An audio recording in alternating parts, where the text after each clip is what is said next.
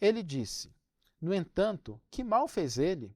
Eles gritavam ainda mais, dizendo: seja crucificado. Emmanuel intitula o seu comentário Solidão.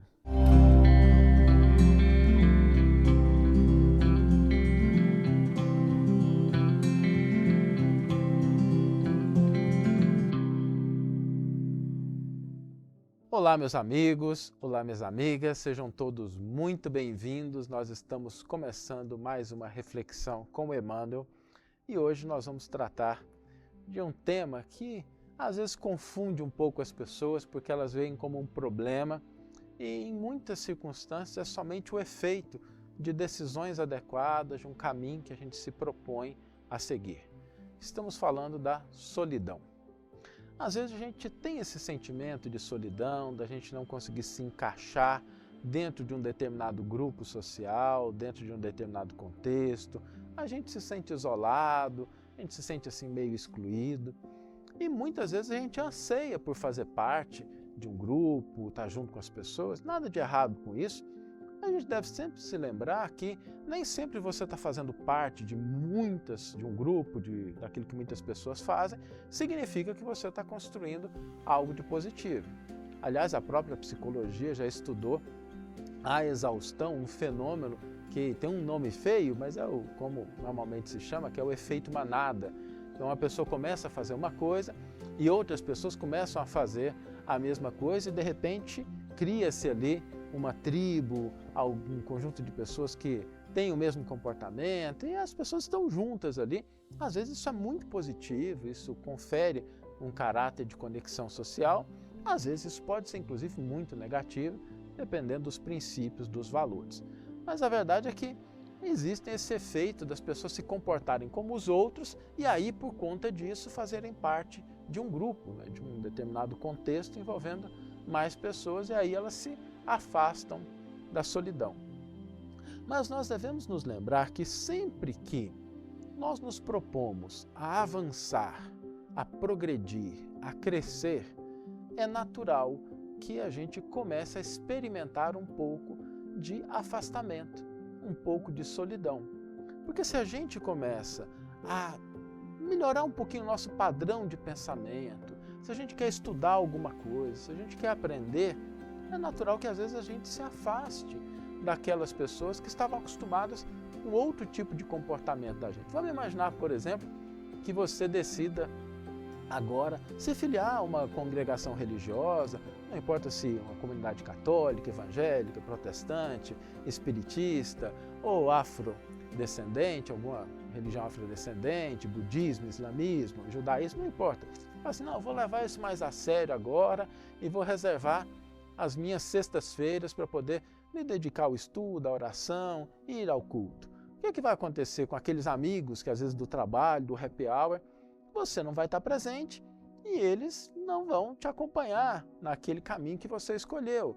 E algumas vezes esse caminho vai exigir de você esse distanciamento que vai causar num primeiro momento essa sensação de solidão, de afastamento. Imagina uma pessoa, por exemplo, que se disponha a fazer um curso superior, estudar em outro país, ir para uma outra cultura, alguém que quer estudar, por exemplo, um arqueólogo, que quer empreender algumas descobertas, ele vai se afastar daquilo que é o comum da sociedade. É natural que no processo de crescimento, de aperfeiçoamento, nós experimentemos essa solidão, esse afastamento natural do conjunto das criaturas. E essa solidão, ela às vezes traz algumas dores, ela traz algumas dificuldades. Mas essas dores, essas dificuldades são resultado da escolha que nós fizemos. São resultado daquilo que nós estamos buscando. Nós não devemos confundir esse tipo de solidão com aquela outra solidão que ela é causada simplesmente pela negligência ou pela ignorância dos outros. Nós estamos falando daquela solidão que surge porque a gente escolhe outros caminhos. E o Evangelho nos dá um exemplo notável porque nos momentos culminantes da vida do Cristo, ele esteve só. Lembremos que Jesus vivia rodeado de muitas pessoas. Chegou em Jerusalém, aplaudido, aclamado pelas pessoas, as pessoas deitaram palmas no chão para que Jesus passasse, louvavam-no, mas no momento da cruz, em que ele foi dar o supremo testemunho e se colocar naquela posição de fato de nos dar a lição do perdão, a lição do engrandecimento espiritual, nenhuma daquelas pessoas acompanharam Jesus na cruz. Tinham só 2 ladrões ao lado dele, que não eram seus seguidores, que estavam ali por outras razões. E esse exemplo do Cristo ele é um exemplo importante para que a gente comece a entender que elevação espiritual, crescimento, às vezes vai produzir sim um pouco de solidão.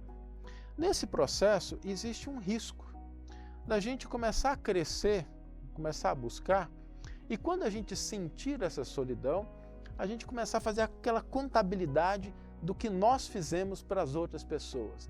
Poxa, mas eu fiz tanto por fulano, auxiliei tanto ciclano, dei tanta ajuda, tanta atenção para aquela pessoa, e agora essas pessoas não estão ao meu lado.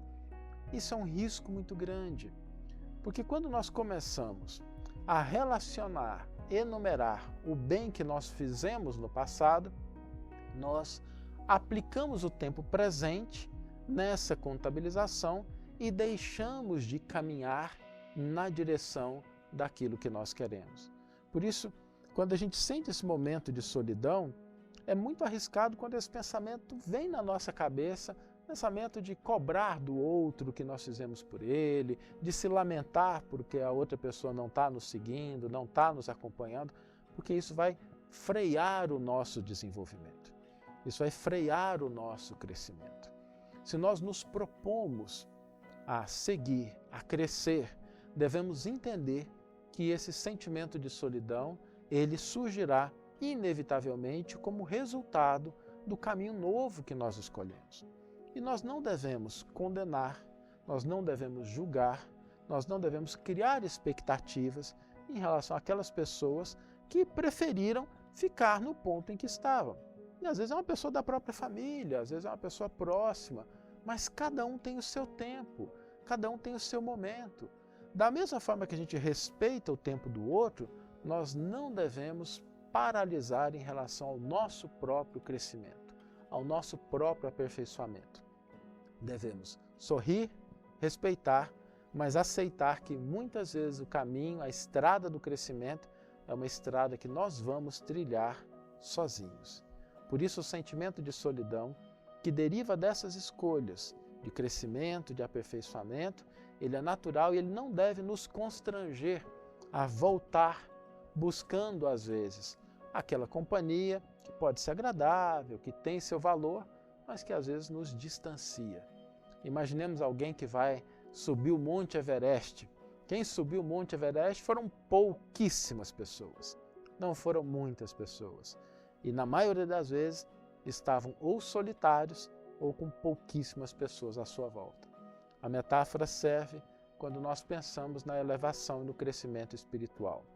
Não desistamos, não nos coloquemos numa posição de lamentação, de crítica, porque isso vai consumir as nossas energias. Miremos no alto, miremos aonde queremos chegar, o que nós queremos atingir e prossigamos na busca dos nossos ideais superiores, entendendo que, na maioria das vezes, podemos chegar ao cume da realização espiritual, mas, chegando lá, nós talvez estejamos sozinhos e não tem nada de errado com isso, porque o Cristo também esteve sozinho na cruz. É mais importante que nós valorizemos o nosso crescimento espiritual, que a gente cresça, que a gente se desenvolva, do que a gente permanecer, às vezes, na companhia de muitas pessoas e a gente atrasar a nossa conquista maior em relação ao bem, em relação ao amor, em relação à paz. E quando nós pensamos nisso, isso vale inclusive para exemplos do nosso cotidiano. Imagina, por exemplo, que naquele grupo de trabalho a gente comece, junto com amigos, né, sempre fala mal de fulano, fala da política, tem um determinado hábito de comportamento, e a gente muda isso, a gente se afasta daquele grupo. Mas o que a gente prefere? Né? Ceder à maledicência, ceder aos comportamentos negativos, ceder aos comentários negativos, a gente se preservar nossa saúde mental, nossa saúde emocional. Por isso, a solidão ela nem sempre é um problema quando ela é o resultado da busca de crescimento e de aperfeiçoamento que todos nós desejamos. Porque no final, o resultado é sempre um resultado positivo.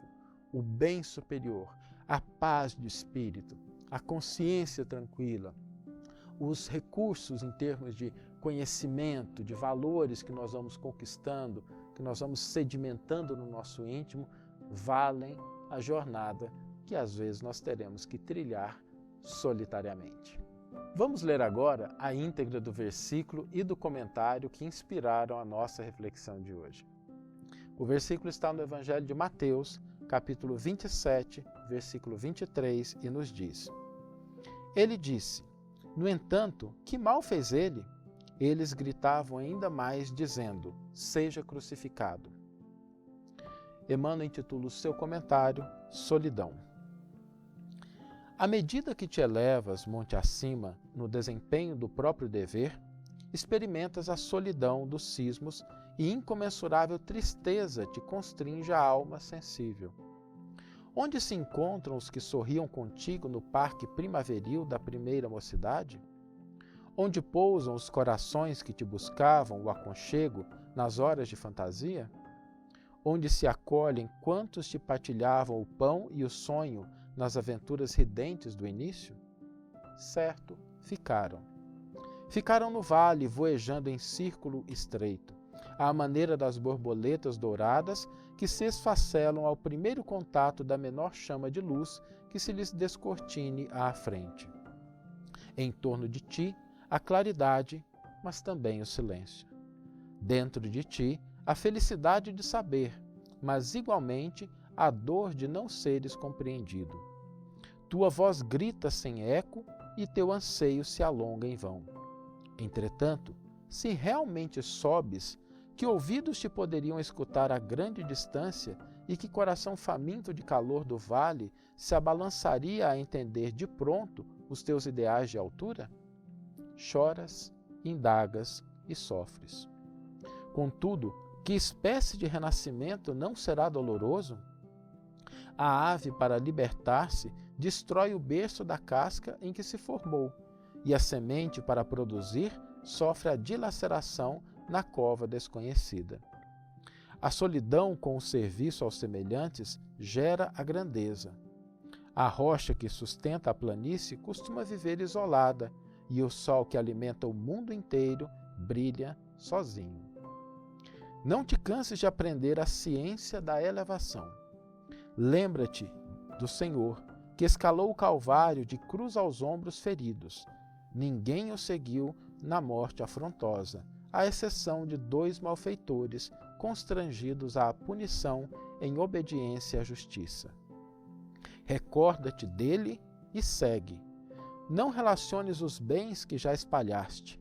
Confia no infinito bem que te aguarda.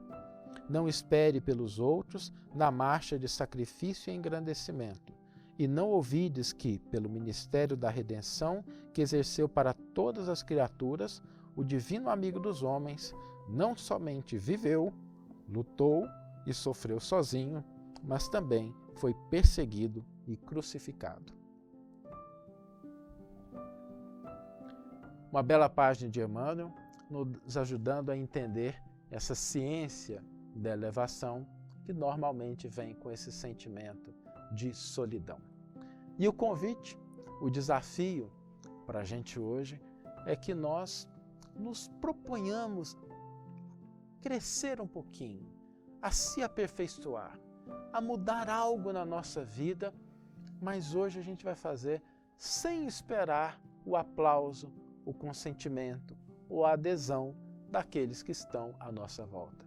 Ainda que isso nos custe algum momento de solidão, hoje vamos tentar no trabalho, vamos tentar falar menos mal dos outros, em família, resguardar o silêncio, buscar a palavra que seja enobrecedora, a gente buscar a leitura edificante.